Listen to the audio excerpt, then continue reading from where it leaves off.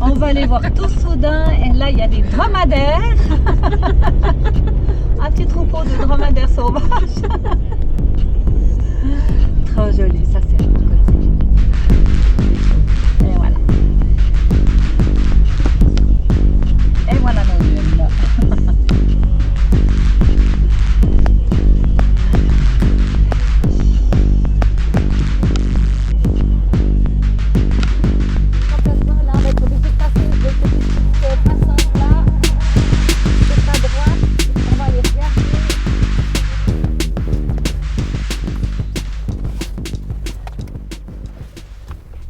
Bonjour Karine et bonjour Francine. Nous sommes aujourd'hui dans la gravière de Petra Félix. Vous allez partir pour le rallye des gazelles dans 2 jours exactement. Oui. Et comment se passe, dans quel état d'esprit vous êtes Alors le rallye Aïcha des gazelles, c'est un rallye déjà 100% féminin. Qui est basé sur le classement est fait sur le parcours avec le moins de kilomètres possible. Donc on part avec une carte, des cartes, boussole, et puis le but est de franchir, d'avoir un maximum de franchissement, d'aller au cap pour faire le moins de kilomètres possible pour faire le classement. Combien de kilomètres vous allez parcourir et la durée plus ou moins du rallye? Alors depuis le départ de la Suisse jusqu'au retour, on fait environ 4000 km. Puis le rallye, lui, dure 9 jours. Il y a 9 jours de course. Le prologue, plus 8 étapes, dont 2 étapes marathon, où on est en autonomie totale sur 2 fois 2 jours. Et vos motivations personnelles pour faire ce rallye? Alors moi j'avais vu ce rallye à la télé une fois et puis j'avais trouvé ça super, je me suis dit ça serait génial de pouvoir le faire une fois. J'ai eu la chance de le faire déjà une fois en 2018 et puis Francine qui a suivi de très près ce rallye en tant que sponsor, en tant que aussi supportrice, m'a rejoint dans le rallye de cette année.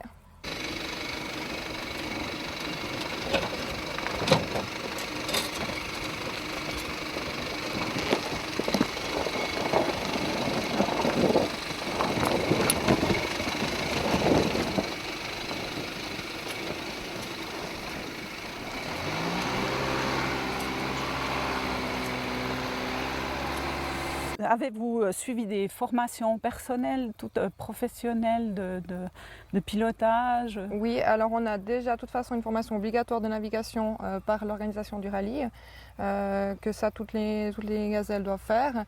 À côté de ça, moi j'ai suivi des formations avec Isabelle Pâtissier et Thierry Delizzotti qui ont à eux deux plus de 30 Dakar ensemble, donc j'ai fait plusieurs stages de préparation avec eux.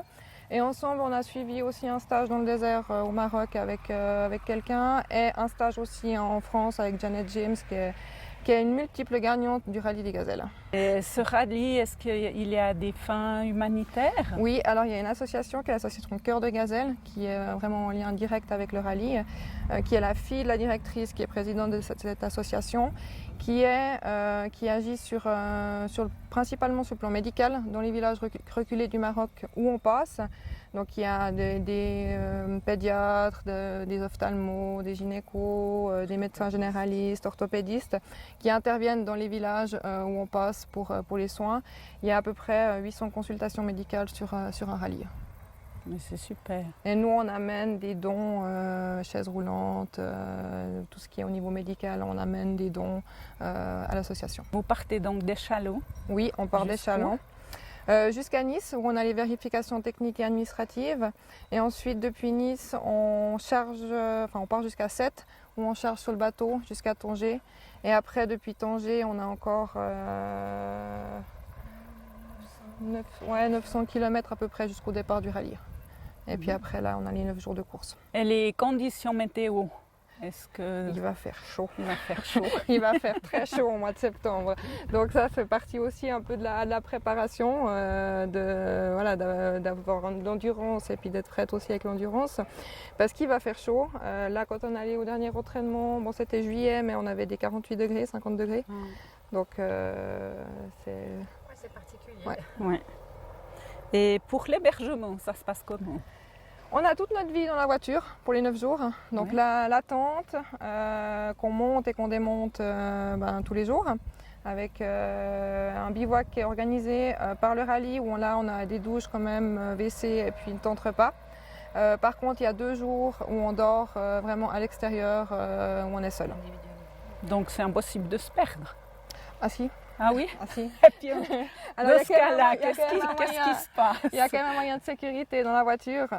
Typiquement, si on approche trop près de la frontière algérienne ou comme ça, on se fait vite rappeler à l'ordre par Ah ouais. l'organisation qui ont un ordinateur où ils voient où on est. Vous avez un GPS.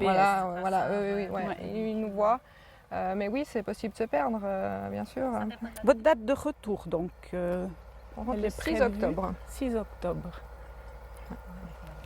Le nombre de participants, vous le savez? Alors cette année, c'est l'édition du 30e, donc c'est un gros rallye. 220. Au total, il y avait 220 équipages. Pour le départ, vous partez tout au même temps ou vous partez l'une après l'autre? Ça se passe Alors comment? sur la ligne de départ le matin, on est aligné, il y a plusieurs parcours différents.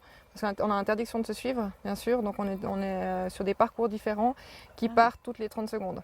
D'accord. Donc si on croise d'autres personnes sur le terrain, on ne sait pas si elles sont sur le même parcours que nous. Donc c'est vraiment pour éviter aussi que les équipages se suivent.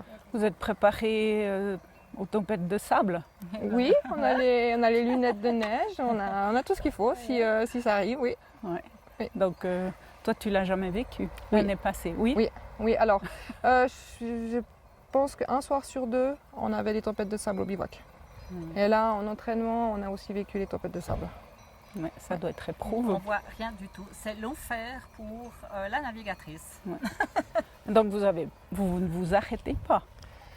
Alors Si un- on sort pour des prises de cap, donc si on voit rien, on sort souvent pour essayer de trouver, parce Oui. que c'est notre seul outil, c'est cette petite boussole qui nous permet d'avancer.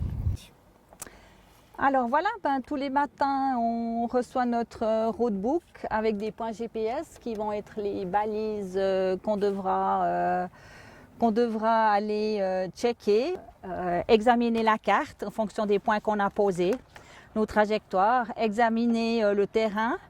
Est-ce qu'on va pouvoir théoriquement aller tout droit puisque la trajectoire idéale est la plus courte. Donc la pilote va devoir passer à des endroits difficiles, prendre des risques éventuellement. Ou alors, si ce n'est pas possible de franchir certains obstacles, on devra faire une recalculation de cap, checker tous nos points et avoir un maximum de points pour l'étape du jour. C'est toute la difficulté au cas de tempête de sable ou de mauvais temps, c'est qu'on n'a pas de repère au loin, donc on va devoir sortir tous les 50 mètres de la voiture, chercher un buisson qui est sur le cap, rouler un bout, ressortir, enfin voilà. Après, c'est le sport quoi, c'est les joies du sport, normal. Le rallye a une devise, est-ce que vous la savez? Gazelle un jour. Gazelle toujours, hein. En tout cas, je vous remercie d'avoir fait cette interview avec nous. Je vous souhaite tout de bon, une bonne course. Prenez vraiment du bon temps, amusez-vous et puis je vous souhaite le meilleur. Merci à vous.